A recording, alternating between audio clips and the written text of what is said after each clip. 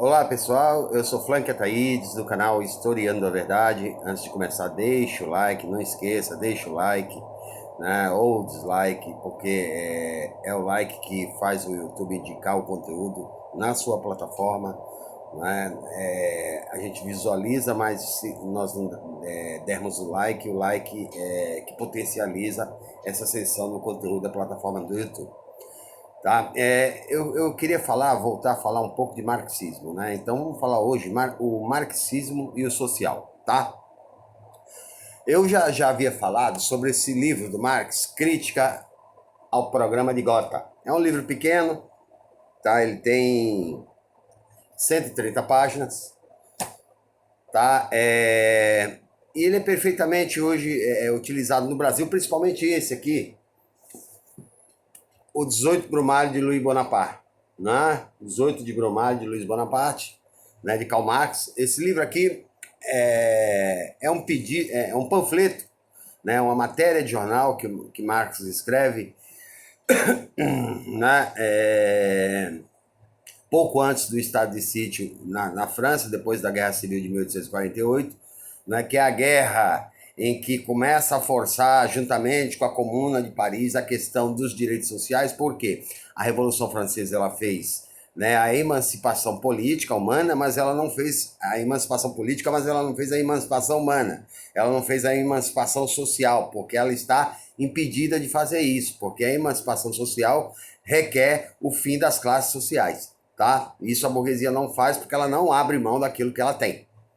Então, isso é ponto, não se discute, tá? Esse livro Crítica ao Programa de Gotha, Marx vai fazer uma crítica à fundação do Partido Social Democrata Alemão, não é? Por quê?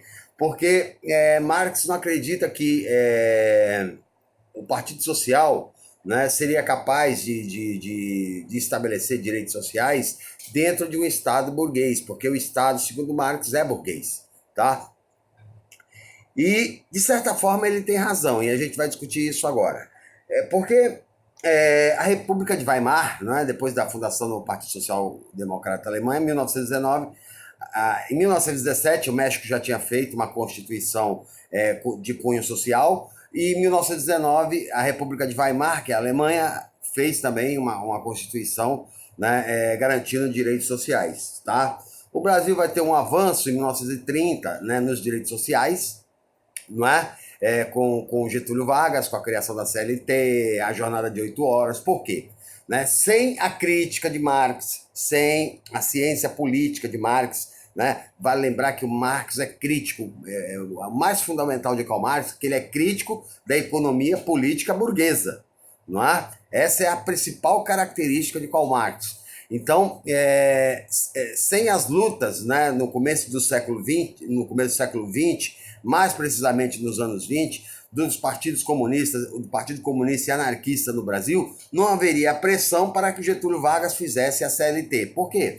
Antes as pessoas trabalhavam das 6 à meia-noite e não recebiam hora extra, trabalhavam domingo e não recebiam repouso remunerado, sábado não recebiam repouso remunerado, tá? Então, esse empoderamento do Partido Comunista, do Partido Anarquista, né, mais precisamente do Partido Comunista, vem de toda a ciência política de Karl Marx. Karl Marx que escreveu. Né? E porque ele critica a questão do Partido Social Democrata Alemão, acreditando na eleição direta, no voto direto. Por quê? O Estado sempre tem tendência a se tornar burguês. Não é? E aí já a gente chega aí. Foram-se criados os direitos sociais, a Europa toda começou a aderir depois da Primavera de 1848 e depois da Comuna de Paris de 1871 a um estado de bem-estar social, tá? Voltando às questões que haviam sido apregoadas por Jean-Jacques Rousseau no contrato social, onde o homem só abriria a mão da liberdade através de um contrato que o deixasse em condição de igualdade com todos os outros. Né? Então o homem sai do estado de natureza e vai para o estado social. Tá? A Revolução Francesa havia prometido isso, né? A questão da criação do estado do bem-estar social, só que ela priorizou a propriedade privada, o individualismo, que é uma característica da burguesia. Ela não está muito preocupada com essa questão social, tá? Então, e só começou a ficar preocupada depois de 1848 e 1871. E aí vai dizer, olha, se a gente não fizer isso, né, não criarmos um estado de bem-estar social, né, nós vamos acabar sendo engolidos por essa massa da classe trabalhadora, porque o trabalhador não aguentava mais a exploração e o sofrimento. Tá? Então vai começar uma série de lutas para a conquista de direitos sociais, né? Uma série de lutas para a conquista, né, de emancipação civil, política, não é? O bem-estar social, o que significaria para nós? O que nós pensamos sobre esse estado de bem-estar social? Escola pública, não é? Moradia, trabalho e saúde. Tá? Isso não havia, né? É das lutas, volto a dizer, é dos manuscritos, né, de Karl Marx que começa a partir essas ideias. Então, Karl Marx não está morto, ele está presente até os dias de hoje. Tá? E esse avanço ele perdurou, né, durante toda a polarização da Guerra Fria, que começou depois da Segunda Guerra Mundial, quando Winston Churchill anunciou uma cortina de ferro, né, mesmo Winston Churchill tendo sido salvo pelo Exército Vermelho, né, porque quem ganhou a Segunda Guerra Mundial foi a Rússia, né, foi a União Soviética. Mesmo assim, ele traíra como era, né, anunciou a cortina de ferro, tá? Mas foi bom o mundo polarizado, né? Muito embora tenha chegado perto da Terceira Guerra Mundial com a crise dos mísseis em Cuba, né? Quando os Estados Unidos invadiu a Baía dos Porcos em Cuba, tentando derrubar o governo de Fidel Castro, e foi derrotada. E Fidel Castro, para se precaver, teve a ajuda da Rússia e instalou mísseis, né, nucleares na ilha de Cuba, que fica a 150 quilômetros dos Estados Unidos. Né? O mundo quase foi a Terceira Guerra Mundial. Mas o estado de bem-estar prevaleceu. Por quê? As repúblicas ditas democráticas, né, não podiam abrir mão, né, do estado de bem-estar social, porque senão a Rússia iria se sobrepor à questão social, iria aparecer no cenário social e iria começar a convencer o mundo ocidental de que essa democracia era farsante, né? Essa democracia não era democracia para todos.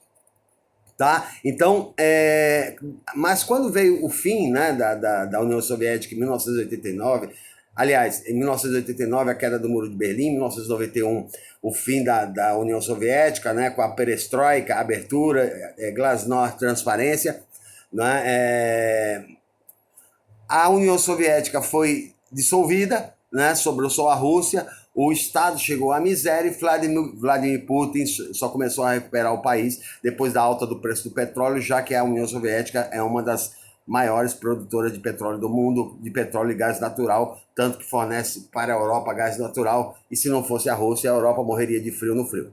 Né? Então, o Estado neoliberal, né, o liberalismo, o neoliberalismo, que é a perversidade do liberalismo, é o neoliberalismo, né, o novo liberalismo econômico, que havia sido criado lá por Edmund von Mises, né, por Hayek, né, nos anos 30, tinha sido jogado na gaveta, né, por vários anos. Né? Quando veio a crise dos anos 80, Milton Friedman, da Escola de Chicago, começou a ganhar notoriedade, né, porque o Estado era muito pesado, e o ataque de Milton Friedman vai ser justamente nos direitos sociais, já que não tinha mais uma polarização entre, né, o comunismo e o capitalismo. Tá? Milton Friedman vai acusar, por exemplo, que a questão é os altos salários dos trabalhadores, né? Vai acusar que os sindicatos têm que serem destruídos, porque os sindicatos fazem uma política de facilitação ao excesso de benefícios que o trabalhador tinha.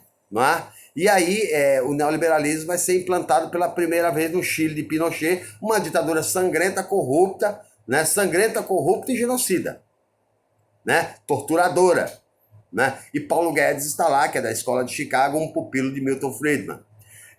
E o resultado do Chile é o que nós estamos vendo hoje. Desde outubro, o Chile está, né, em permanente estado de sítio, né, e o Chile também está ainda em uma convulsão social, porque eles não aguentam mais viver na miséria, não aguentam mais serem miserabilizados. Na Inglaterra foi implantado também o neoliberalismo, né, com a destruição do estado de bem-estar social. ou seja, assistência médica, educação de qualidade, não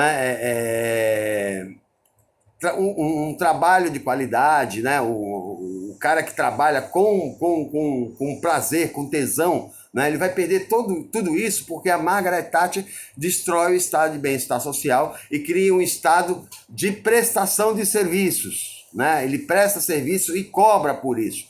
E vai ser seguida por Ronald Reagan posteriormente, né, nos Estados Unidos, o Ronald Reagan que ganha a eleição em 1979 ou 80, eu não me recordo bem, tá? E o resultado disso? O resultado é que nós estamos... Eu não vou nem falar da Margaret Thatcher, que eu já gravei sobre ela. Não vou falar do Ronald Reagan, que eu já falei sobre ele também. A gente pode falar, né, através de dois livros. Né? Esse livro é bem fininho, Salário, Preço e Lucro, de Karl Marx. Ele tem 86 páginas. É um livrinho pequeno, custa R$15 em qualquer sebo, custa 5 mangos, não é? Ele vai falar aqui de como como advém o salário, né? O preço e o lucro, não é? Desvalorizando a questão do trabalho humano, que é o trabalho mais importante na atividade industrial, e o lucro, não é? Que a transformação na mercadoria em uma coisa valiosa para a obtenção de um lucro sempre maior e sempre tirando da onde pode se tirar, que não é da máquina, é do trabalhador. Tá? Então, isso nós estamos vendo hoje, né? A direita assumiu o poder no Brasil e a direita, né, desde Michel Temer, vem atacando sistematicamente o estado de bem-estar social. Né? Como? Né? Vem precarizando a atividade trabalhista, né? A atividade do trabalho, tirando os direitos que o trabalhador já tem tinha há mais de 70 anos, né? Com a publicação da CLT, vem trabalhando com o fim, destruindo a Previdência Social, né? E se destrói a Previdência Social, destrói também toda a tripartite social que é a assistência social, o SUS, né, e a Previdência Social, e aí levando ao trabalhador, ao individualismo, né, o chamado empreendedor. O que é empreendedor hoje no Brasil? O cara que aluga uma bicicleta no iFood, pedala o dia todo, né, ele é um empreendedor. Né? Só que ele não tem seguridade social, se ele se acidentar, ele não tem uma Previdência Social, ele não tem absolutamente nada. Né? Está condenado a envelhecer, não se aposentar e viver da esmola se tiver família, e se não tiver família, faz que nem o chileno faz. Né? O índice de suicídio no Chile aumentou devido à aposentadoria que vem surtindo efeito depois da reforma nos anos 90 no Chile. Tá? Então, essa retirada de direitos, né, que vem acontecendo no mundo inteiro, né, pelo neoliberalismo, vem causando convulsão social. Por quê? Porque vem levando a classe trabalhadora à miserabilidade. Né? A precarização do trabalho. O trabalho está sendo precarizado, né, em todo lugar do mundo. No Chile, nos Estados Unidos, na Inglaterra. Eu falei do exemplo lá quando eu gravei o vídeo dos 40 milhões de norte-americanos, né, que o Bill Gates, né, tinha uma fortuna de 40 e poucos milhões no ano 2000, aí foi para 62 bilhões em 2016, agora está com 96 bilhões. Warren Buffett a mesma coisa, hoje com 82 bilhões. Mark Zuckerberg, né, que começou pequeno, hoje já está com 65 bilhões. E o dono da Amazon já passou da casa de centenas de bilhões. Ou seja, né, 130 bilhões é a fortuna avaliada dele. Enquanto isso, os norte-americanos estão cada dia mais pobres, e principalmente a classe média baixa, que foi atingida pela retirada dos empregos de qualidade e a colocação de empregos precarizados. No Brasil nós temos hoje 12 milhões de desempregados e 40 milhões de brasileiros na atividade informal. Atividade informal, 90% dos que estão na atividade informal não têm um plano de previdência. E aí, com essa reforma da Previdência, dificilmente eles se aposentarão. Né? E aí, eu não imagino ninguém com 70 anos, com a mesma saúde de quem tem 30, trabalhando para poder sobreviver até a morte. Né? Você não vai ter o direito de se aposentar, né? Antes você se aposentava com 65 anos, agora com 65, né? Mas com 65 anos, por quê? Porque você contribuiu 35 anos da sua vida de serviço, agora é 45 anos, ininterrupto, num Brasil que não tem um emprego não é seguro. Você trabalha 3 meses, é demitido, vai trabalhar mais 3 meses, e agora você não tem rescisão de contrato, você não tem seguro-desemprego, que tem o seguro-desemprego, mas o seguro-desemprego vai ser cobrado imposto.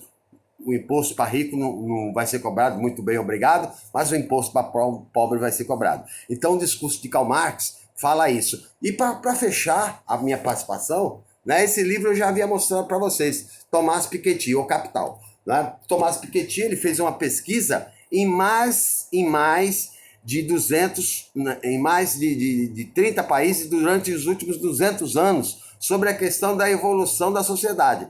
A burguesia, né, houve um distanciamento exponencial em relação à classe trabalhadora.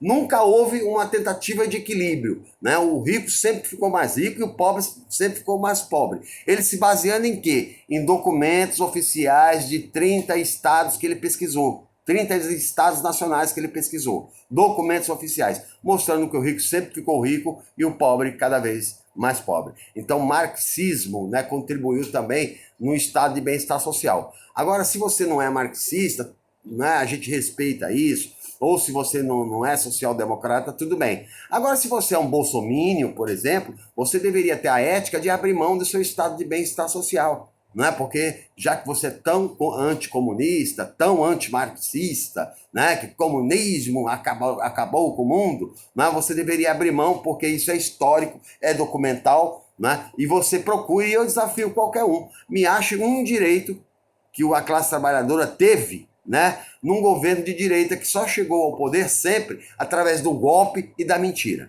Ok? Essa foi minha participação e até a próxima.